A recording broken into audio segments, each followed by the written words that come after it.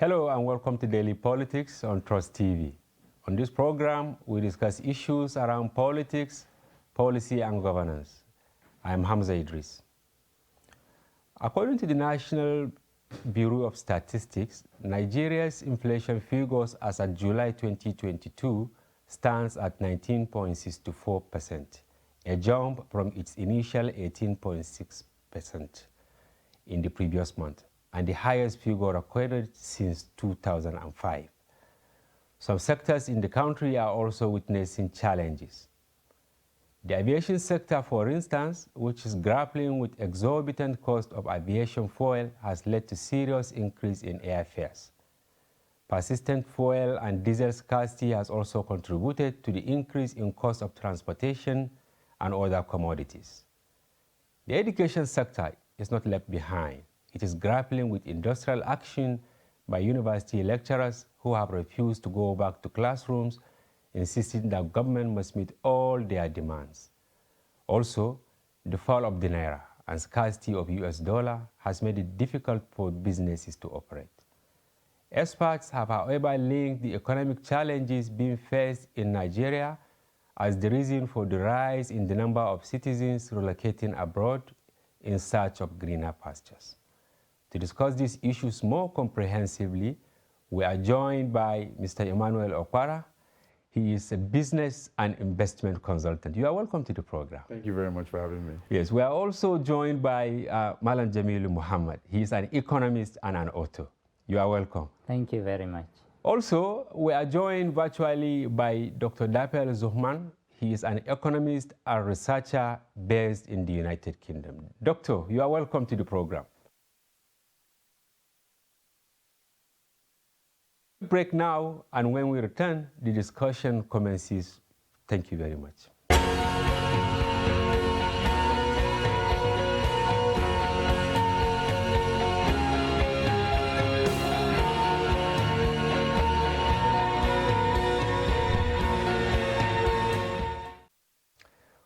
Welcome back.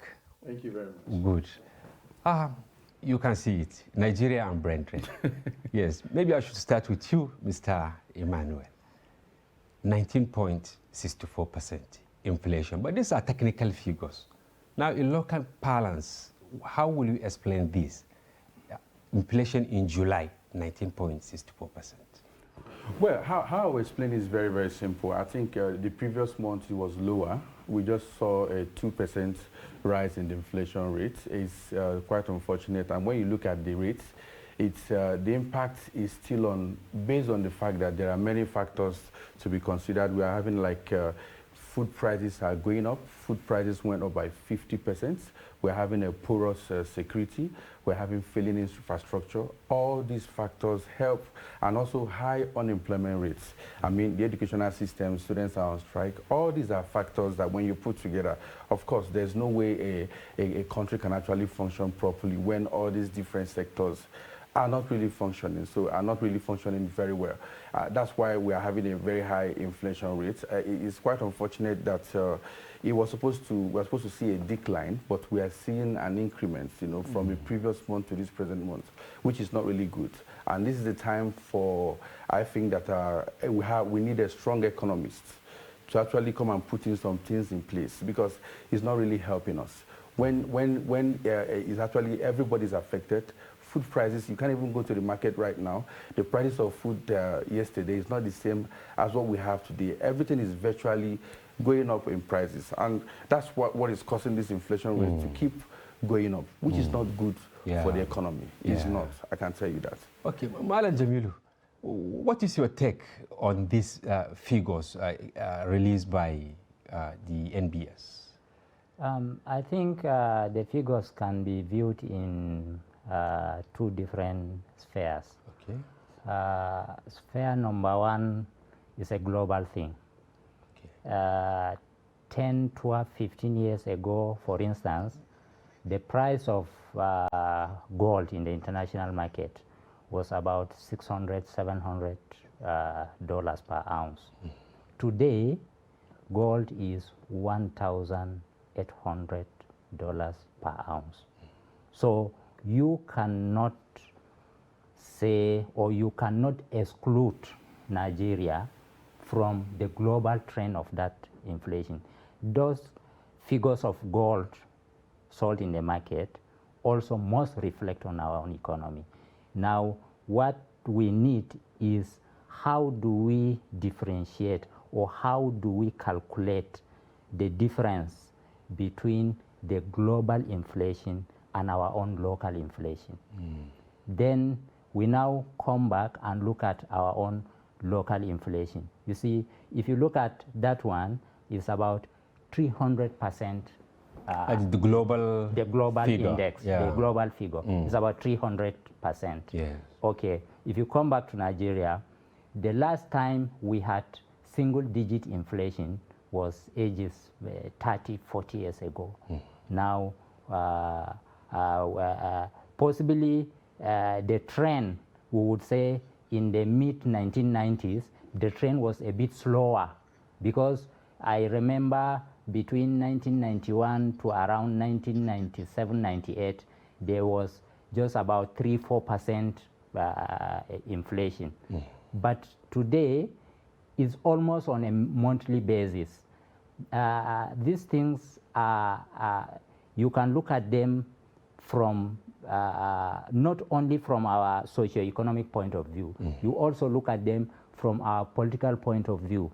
There's great political instability, and these things are definitely impacting on what the inflation is. Yeah. You see, local man on the street, he keeps crying that, okay, I bought a loaf of bread in January, let's say 300 naira, but now it is 600 naira. He tends to really be in difficult situation to understand that, is it just the cost of flour or what? What is your take on this? Because there is a wide gap. The locals are not being given clearer picture of what is really happening. Yeah, if you check what is happening, for instance, for the locals that don't really understand. But I can tell you, when you also go to some rural parts of Nigeria, they also understand because of these porous security issues we're having. Most of this food are being produced in the rural areas, and where, if you look at it, people can't even go to the farm right now because of bandits and a lot of insurgency that is happening. And all these are impacts. It's actually impacting on us. Like for instance, I was discussing with a farmer last 2 weeks, and he told me that he has not been to the farm for 3 months. 3 months? 3 months right now, because he can't go to the farm. He lives around Abuja? No, not in Abuja. Okay. He can't go to the farm in Zamfara, for instance. The reason is because of banditry. And now, most of these states in the rural, most of these states are actually the food producers that feeds the country. I'm not talking about most of these foods that has been imported into Nigeria that is affecting other things we do. We're talking about the local things that we sell here.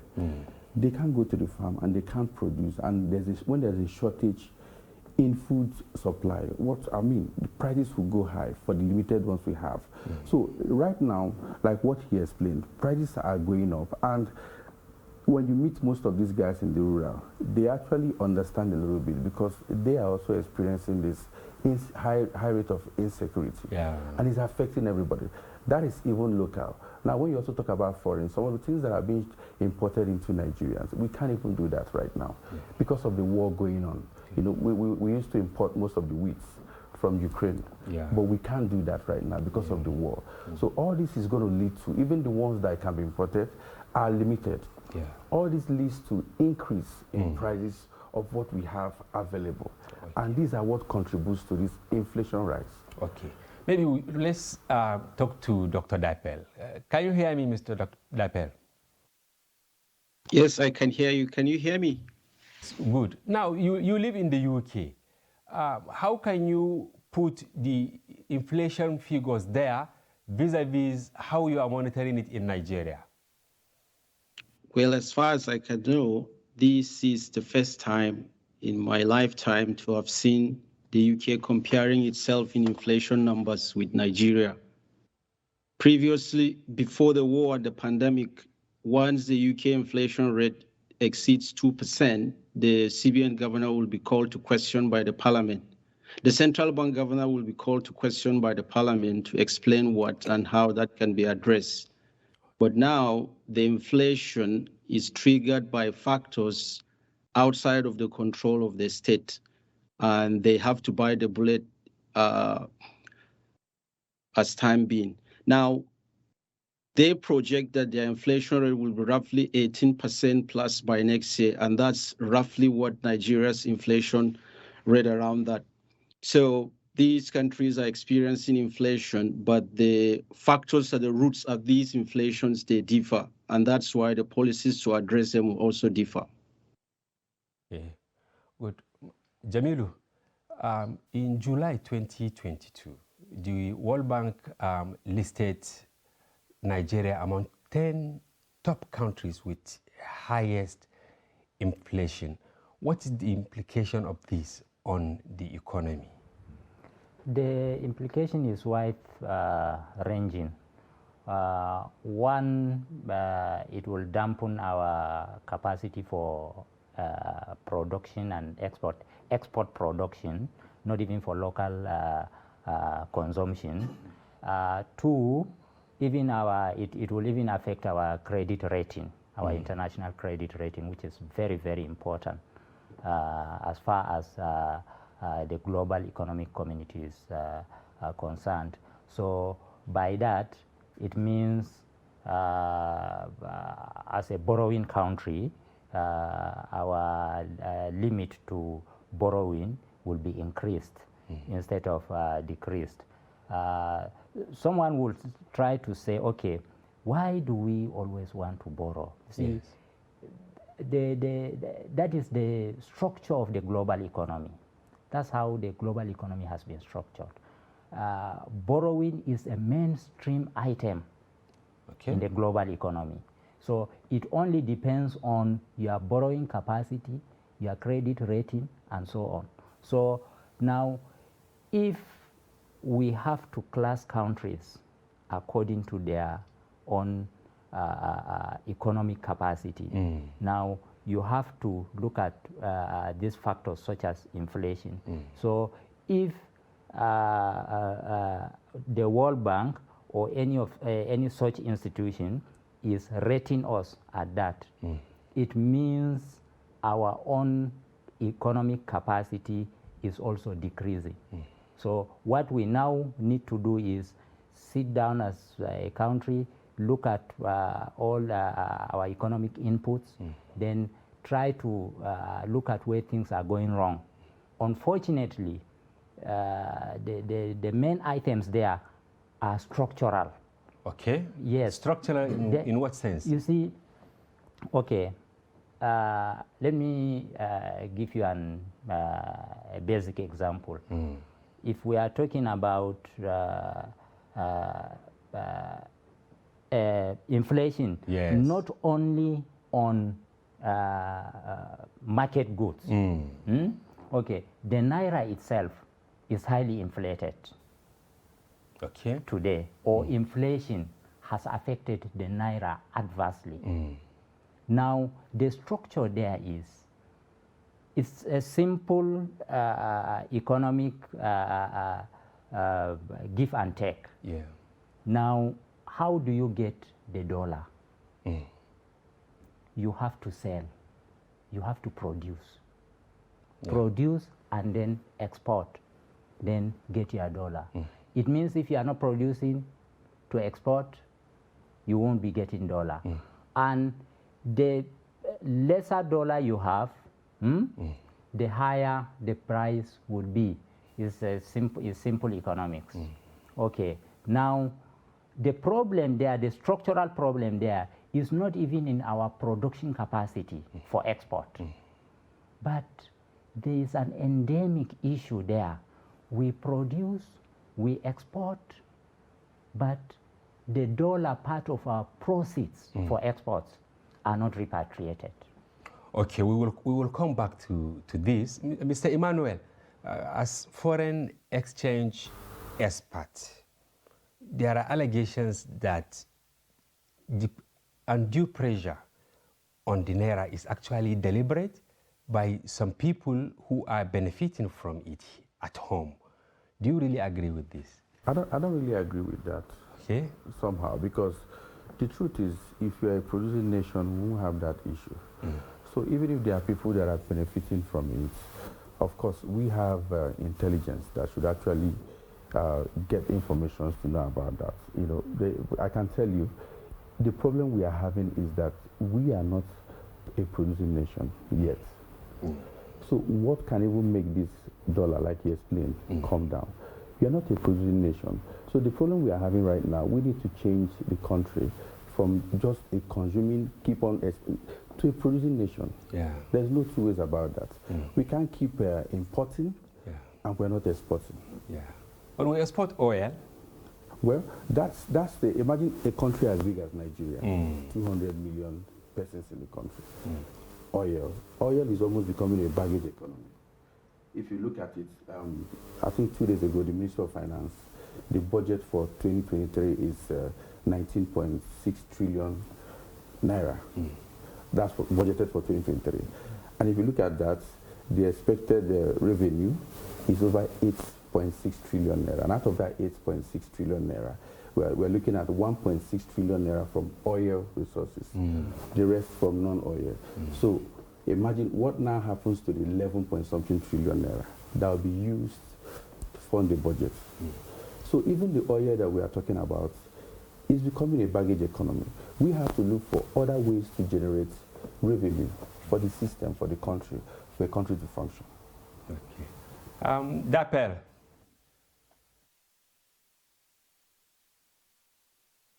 The Naira hasn't been this low for almost half a century.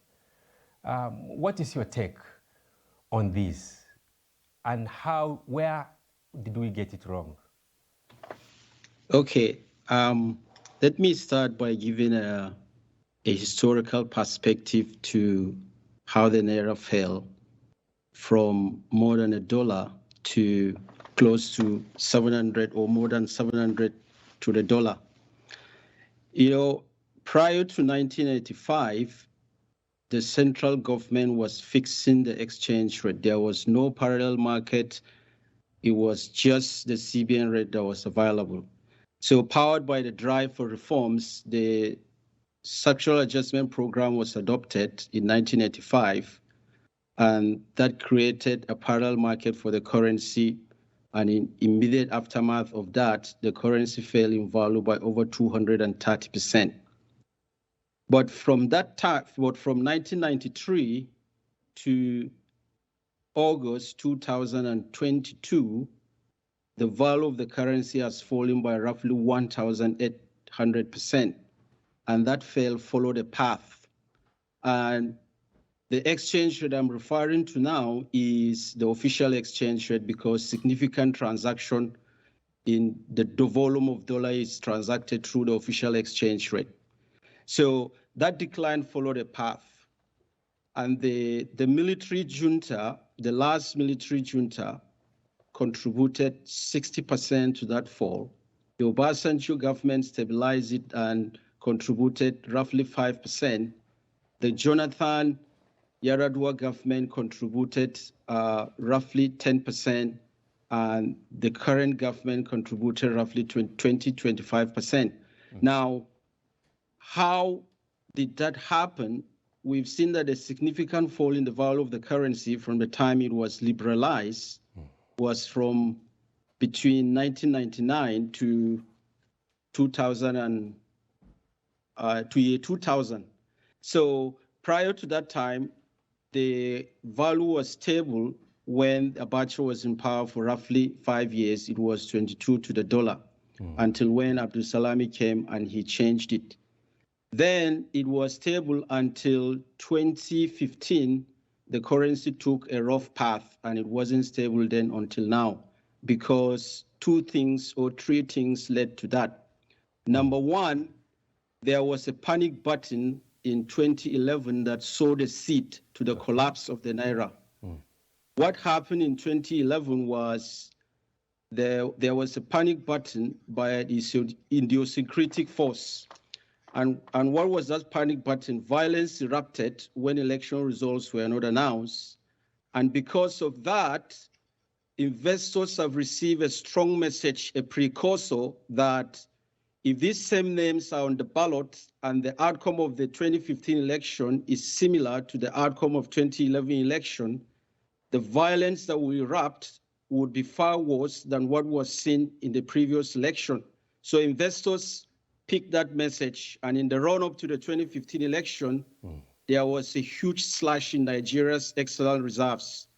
And if the external reserve dropped by more than half, by over $25 billion. Now, if you look at how much we spend to service our debt, you would not see a corresponding rise in our expenditure on debt servicing by how much the external reserve fell. And also, you would not see Nigeria declining in oil revenue around that time. So where was that slash in external reserves going? The simple answer is just look at the data on forex utilization in Nigeria, and you see in the run-up to the election, that was when there was highest on financial services imports, which means investors were pulling out their capital from the system. So over 21 billion, over 25 billion left the country around the time. And that means there is no fortification for the currency should there be collapse in world oil price. So the currency would be exposed to external shocks, and it can't stand the test of time. Then came the regime change, and then unfortunately the new government inherited a falling oil price, so there was no significant revenue coming in because our major foreign exchange earner is oil, so there was no much revenue from oil to build up the reserves to defend the Naira. So the Naira started falling. Then there is this graph that, can you put it back, that graph, and I'll show you the third reason how the Naira took us to where we are. Okay. So you would see when Mr. Jonathan called the current president and conceded defeat, you could see the path the Naira is already taking. People are pulling it out of the system. So when the Naira is falling, it means the demand for the dollar by Nigerians, so investors out of Nigeria, is higher than the demand for the Naira. Then the CBN was being pressured through the federal executive to float the Naira. To float the Naira means let demand and supply for it determine it. Let the CBN not fix the rate. So when the president could not lean against the wind of popular opinion, he allowed CBN to float the Naira. Can you put back the graph again, please? So when he floated the Naira, you could see from June 15, 2016, that was when the Naira was badly hit, when it floated. And when there was a massive intervention afterwards by supplying Forex to Bureau de Change, then that value of the currency started to rise again, the value of the Naira. And you would see too that the level of inflation around that time was beginning to respond, going down gradually. Now, when they float the dollar,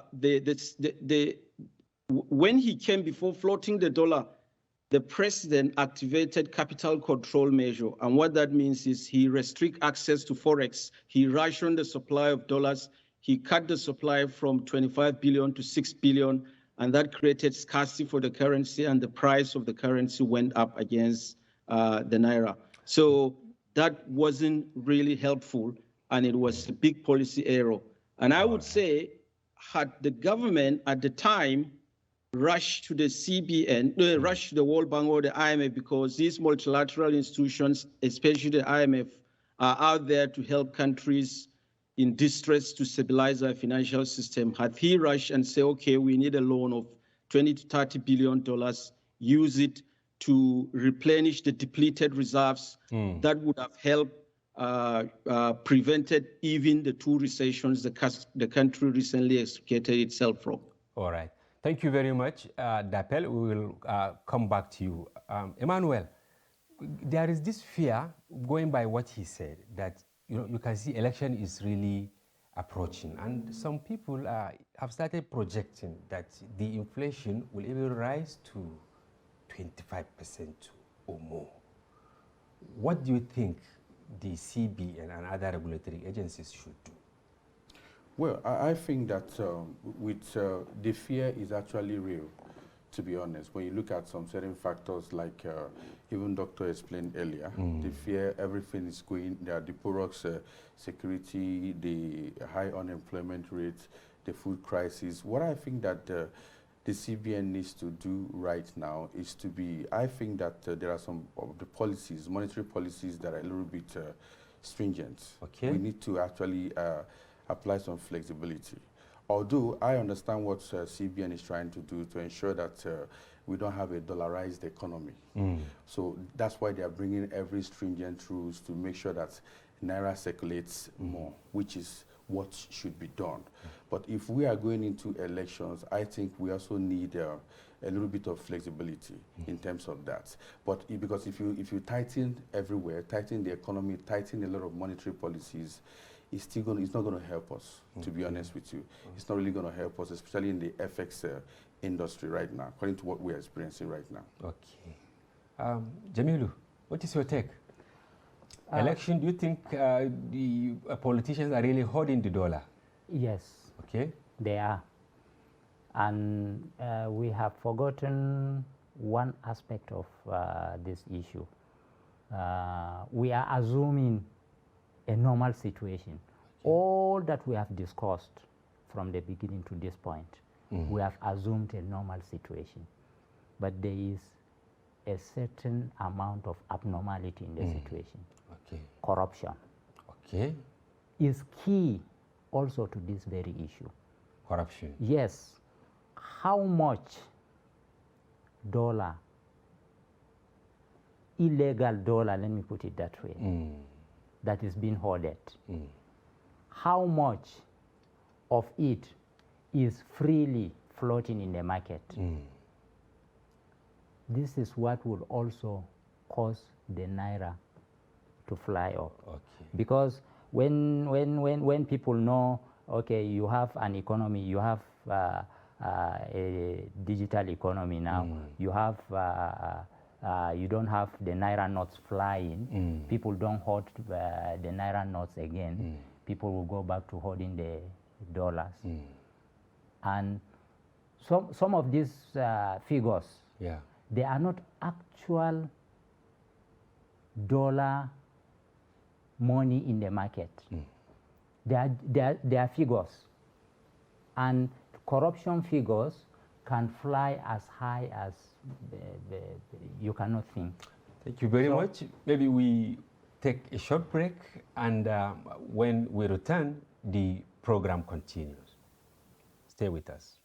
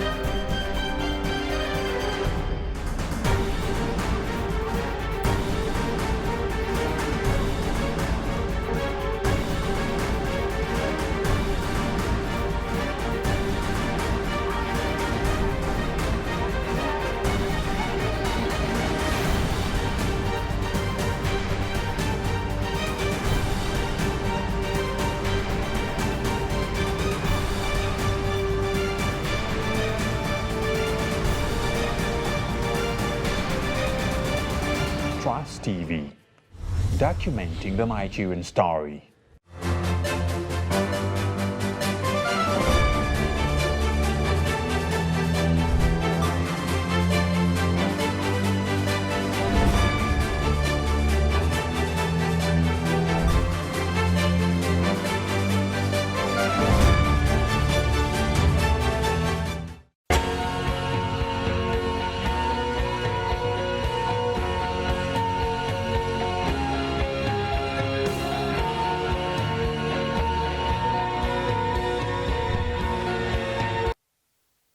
Welcome back. If you are just joining us, this is Daily Politics on Trust TV.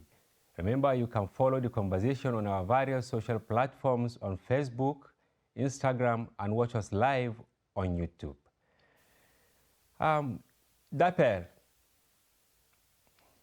Yes, Dapel, ASUU on strike. Let's take it from here.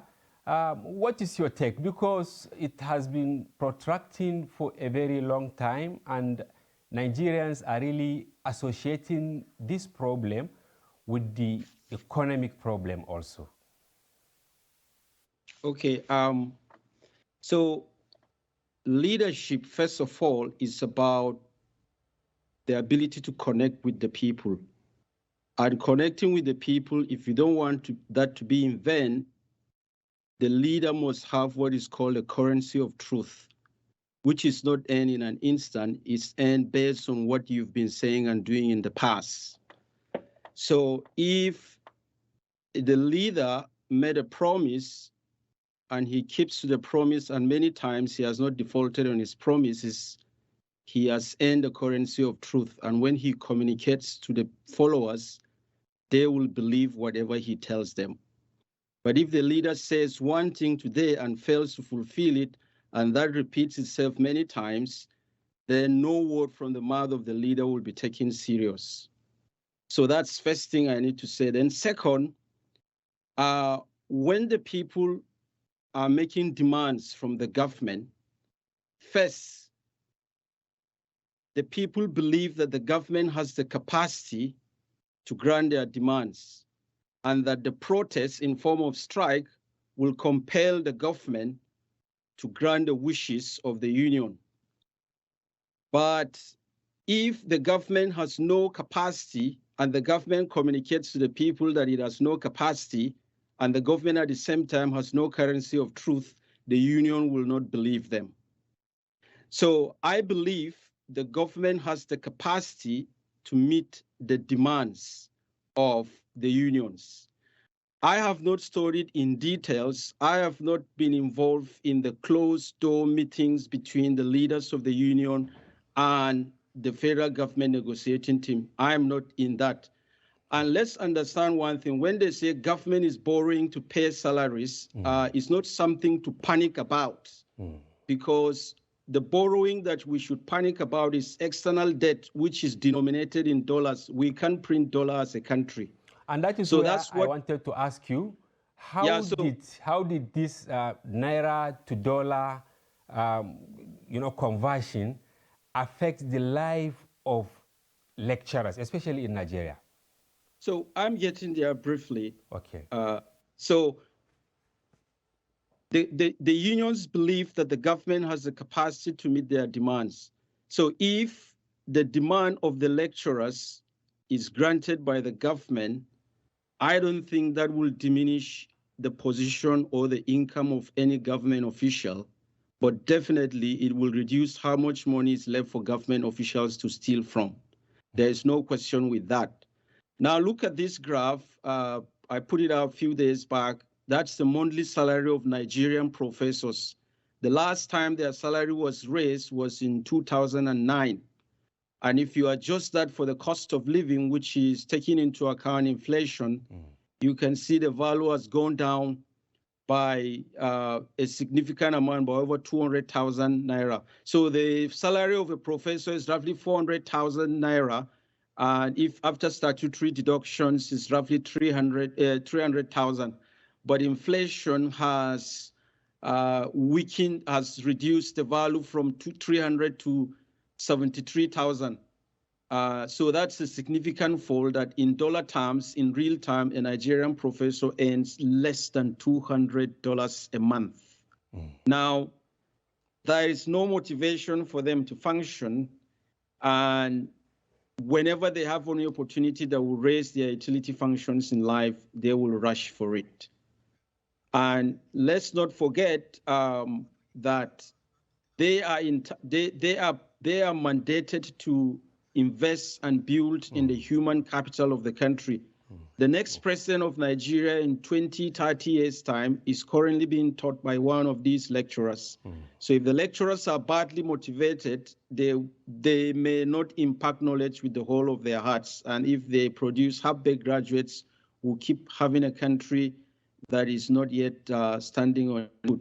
So, thank you very much. Let me stop you here briefly. Emmanuel, building on what he said vis-a-vis brain drain, do you think is justified? Because in Nigeria, parents and their words are just tired about the ASU strike. And government says the money is not there, even though it has met most of the requests by ASU. What is your take? Like what Dape said, Yes. when you've lost the trust of the people you have watch over, even if you're saying the truth, they will not believe you. If government is saying that the money is not there, and the body language or the expenditures we are seeing money in billions in Naira that will also equate to what APSU is requesting for being allocated to something else. Of course, APSU will believe that the money is there. And the truth is that the money is there. Let's be honest about that. Yes, that's the truth. How? See, the thing there is that the money is there, but the problem, like he said, is that even if you grant ASU's request, it won't reduce the salaries of maybe workers, but it might actually reduce the costs of maybe money that is being siphoned into something else. But one thing we have to look at is this, like I was thinking about it, inflations are high, there's actually no, our expenditures as a country is going down. And somebody will ask, APSU is asking for this when they also know what is happening globally. But on the second thought, if you also check politically how money has actually passed through hands, slipped hands, of course you will know that these guys actually know why they are asking for this. I listened to an interview of the ASU chairman in one of the TV stations. He said that they made suggestions, they provide solutions how these funds can be raised. But these funds were actually raised but channeled into something else. Okay. Of course, you wouldn't expect them to be happy with that. And this is leading to brain drain. For instance, if a vice chancellor is earning 342,000 naira, and then if he's on sabbatical leave in the UK, like a professor in an interview said that he went on a sabbatical leave in the UK, and his stipend, monthly stipend, was $17,000.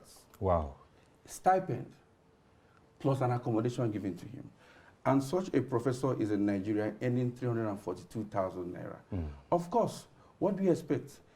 The person migrates, and that's why we are losing skilled manpower to other jurisdictions, because people want to survive. People, what we are saying is that the next generation of leaders are going to pass through these lecturers. Motivation is the key. If they are not motivated, they have to go somewhere else that they'll be motivated. Let's even leave ASU. ASU is part of it, which is very major. Now, I've also looked at the health sector. We will come to that. Yes, I wanted to ask Jamilu, the movement, what does this portend to, the advancement of education in Nigeria? Because the teachers are really moving out. See, we have most of the movement affects the skilled profession. Now, one of the problems we are facing actually in our own system, because the system is not robust, it's not well developed. So we have a problem of translating knowledge to skill. Okay. We have this fundamental problem. Now, when you impart knowledge, there is the knowledge-based skill and there's the ordinary skill. Now, in imparting this knowledge, you impart knowledge and some of this knowledge is not translated into skill. Now, the little that is translated into skill is now drained because of our fundamental structure, the structure of our education system. Part of this structural problem is embedded in the way our curricula is designed. You see, first in normal curriculum, what you do is you first of all have to build a citizen before building a workman. Okay. Yes, you have to first of all build a citizen. Now, our curriculum has been shattered. The philosophy is not along that line. The philosophy is build a workman. If you build a workman, whatever it is that you give him here Will not be enough. will not be enough, Yeah. because he does not care about the country. What he cares is how much would I get. If a professor is getting, if a professor is a workman without the citizen philosophy in him, if he's earning $17,000 here, and he is giving the same $17,000 elsewhere, he will relocate. Because it's safer there. It's safer there. Emmanuel, on social media, some people commented that there is this $23 billion that will be repatriated from US from the Abacha loot. Yes. I don't know whether it's true that it is enough to solve the problem of ASU. Some said a week ago the government released money to airliners because they threatened to go on strike. How do we strike a balance between how government prioritize its expenses vis-a-vis the real problems on ground? I think the reason is, like you said, creating priorities. Now, for instance, if you're actually sorting out airlines, I think that education has not really been prioritized by our government. For me, I only see it that the reason why airlines were being sorted is because they use these airlines. And probably their kids are not schooling here in Nigeria. If their kids were schooling here in Nigeria, I strongly believe that education would have been prioritized, because the money ASU is asking for, I think is something that if we can get these funds from the Abacha loot, it can be used to sort things. Now, in terms of priority, you have students that have been in school getting to 6-7 months, which is the highest that we've ever seen. And then airlines, for instance, if you are placing airlines as a priority, both of them are okay. We need both as a means of transportation and educational sector. Yeah, the highest is 9 months, I think. Yeah, 9 months. Yeah, that for us, right? Yeah. Then these students have been on school. Yes. For me, has been at home. Oh, yeah. For me, I think that a forward-thinking nation should have said, our students have been at home for a very long time. Let's solve this issue. And the educational issue is something that you can't even neglect. Lecturers are at home, students are at home. You have to solve this issue. Because don't forget that an idle man is a devil's workshop. Students at home, they could be thinking and actually generate a lot of things to do. Yeah. Well, we can actually prioritize. There are so many problems. Let's not forget that. It's not just the airline and the educational system. We also have security to solve as a problem. Yeah. But let's learn how to prioritize it. For me, I think that education should be prioritized at this moment, because the duration has overstayed. Good. Dapel, what is happening in UK to keep the teachers in school? This evening, before we started this program, many Nigerians were somehow arrested in the UAE, that is in Dubai. They have all exited the country. What is happening in UK to keep students, to keep teachers in classes? Well, first of all, these two countries pale in comparison, so there's no how to compare a country that is over 1,000 years old. It's been building its system for a long time. There was once time global world empire with Nigeria, but they take education seriously. They invest heavily in education. Some of the universities are funded by charity, and they recruit staff and pay them a lot and demand a lot from them at the same time. And their tuition fees are high. In fact, in the last 10 years, tuition fees for some universities from £10,000 to over £20,000. So for somebody coming from Nigeria, it's already a big discouragement. In the past, with £260 to £260 naira to a pound and school fees 10,000, and now the pound has more than doubled, with the school fees too almost doubled. So, so they invest heavily, and that's why the breakthrough in sciences were harvested from the knowledge invested in these universities. We could see when the world was desperate in need of COVID vaccine, it was these countries, Oxford, Harvard, some universities, that brought out the knowledge that generated the COVID vaccine. So they heavily invested in their own education. They don't take them for granted. And it's just recently I realized they just structure their system in such a way that even those in high school, they don't repeat students, even if you come position last. So you move with your cohorts right up to we finish. It's the way they structure it so that no one is left behind.